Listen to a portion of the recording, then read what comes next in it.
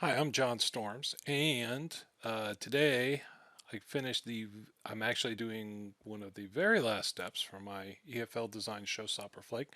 Is I want to go into my xLights models or my xLights layout and swap out this old raggedy T1 wreath with 125 nodes, and it's so outdated. I got 4 core running off of this. Set it up before I even really knew what I was doing. It's time to replace it out, right? So I'm replacing this wreath with the mighty Showstopper wreath. So I'm in my notes here. See this? I track everything in notes.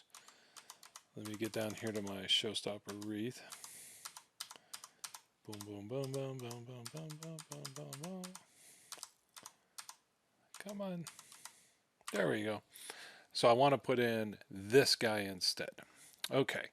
So, um, but I want to be real careful. I have like over 100 sequences, well over 100 sequences. I don't want to swap it, put in a new model, and then all of a sudden it doesn't work anymore. So this model is part of groups and all sorts of things.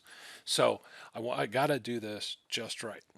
So I'm going to go into my xLights directory, which is listen to our lights. And the first thing I'm going to do and you do this before you make any kind of radical change, you come grab these 3 very important files. Okay. And you make a backup of them. So I'm going to create a zip file. And today is February 4th, 2024.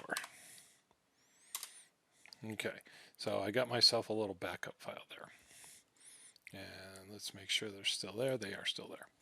Okay, so now I'm going to pop over to xLights. Where'd xLights go? There it is.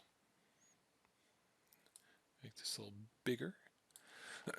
Okay, so here I am in a temporary show directory. So I created this just so I could test out my EFL Showstopper 46-inch flake. Okay, so here it is in the layout.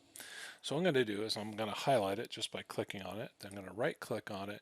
I'm going to say export as xLights model. Now there's a model here. This is the one I downloaded from xLights, but I'm going to save mine out as a separate file just in case there's anything different, right? Because I did tweak it. Now, what I'm interested in seeing is my old wreath. It takes 1 port on the controller. This one takes 2 ports. So when I swap it out, bad things can happen. But the guys at xLights, they're really good. So I bet you they got me covered.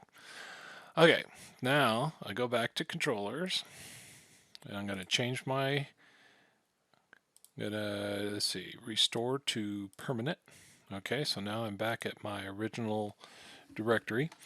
And here you can see the T1 wreath. So this is the T1 wreath I'm going to replace. It has 125 nodes. And this is old stuff. I think this is from Seasonal Entertainment, the guy that was run out of North Carolina. And I really like the Mega Wreath, and I know my girls like them, but it's time for them to go. So I'm going to deselect everything by hitting Escape. I'm going to click on the Import button here. I'm on the Layout tab. Draw myself a box. And it says, where do you want to import from? So I'm in this, I go to that projects directory, EFL Showstopper, where I saved my file. I say Open. Pop, there it is. Okay, so now what I do, of course, now I got to replace it. Now, Ron Howard has a great video on this, right? I'm just showing what I got to do to get my one little thing across. But Ron goes into some horrid more details. I think he must be eating blue cheese or something, but it's he has a great video on this. This is just me doing what I need to do to update my display. So I'm going to right click on this and go down here and replace a model with this model. See, you never want to delete one of your models and add a new one because then it screws up all of your sequencing, right? So, but this way, xLights knows that yes, I'm replacing a model. Okay, so now I go and find the model that I'm replacing. Okay, so for this one, it's wreath T1. I click OK. All right, now here's all the hard questions. Update start channel. Should I copy the replaced mode start channel to the replacement? Okay, so what it's saying here is do I want to use the start channel from my mega wreath or my wreath T1? Do I want to use it here? And I'll say, yeah, I think so. Yes. See, this is a tricky question because my new model has 2 ports.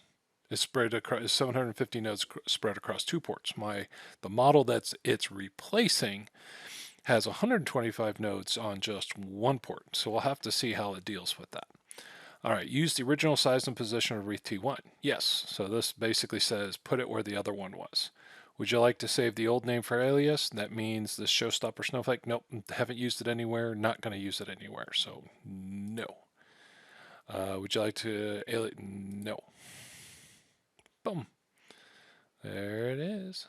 So I click on wreath T1. Let me deselect it just to make sure. Click on wreath T1. There it is. Now, here it says number of strings 1. And I know for a fact I need this to be 2. So I'm going to switch this to 2 here. And then I want individual start nodes. And then string 2, I know is going to start on pixel 351. Okay. Save. This. Okay. And I go to controllers, T1, visualize. And let's see what we have here. So the wreath T1 is indeed spread across 2 ports. But look at this, it's kind of stomping on the stuff I have in this port already.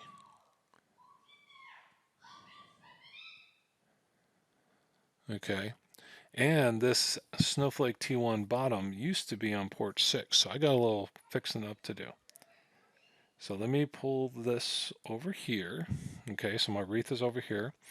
I am going to put Snowflake T1 bottom back on port 6.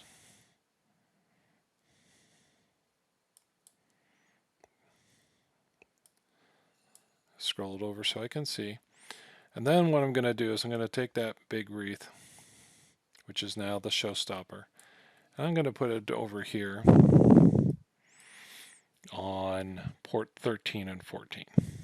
So that way all is right in the world again. Now I need to go and update my notes. Okay, so I close this out, click on save, I go back to layout. See, this is the, whoops. This snowflake is Snowflake T1 bottom. So this whole area in my display is T1. And this is the middle thing here is T1 wreath. And this is T1 bottom. So this is the one that got clobbered. So I had to put him back. So even though it does replace, you got to remember, you know, I'm moving in something that's 750 pixels, replacing something that was 125. It's not, you know, I got to consider where that's going to go in my controllers and stuff. And how that's going to hook up. So it's not always a slam dunk, but it does a lot of the work for you. So if I go over to my sequencer here, all right, and let's say new animation. Okay, so I come into here, and I know that my wreaths are all the way down on the bottom. This is wreath T1. If I double click on this, I'm hoping I see all the submodels. Boom, there they are. All the submodels are there.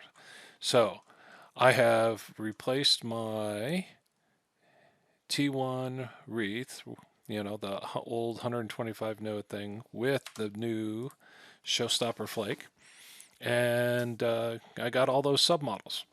So this is fantastic. So really happy about it.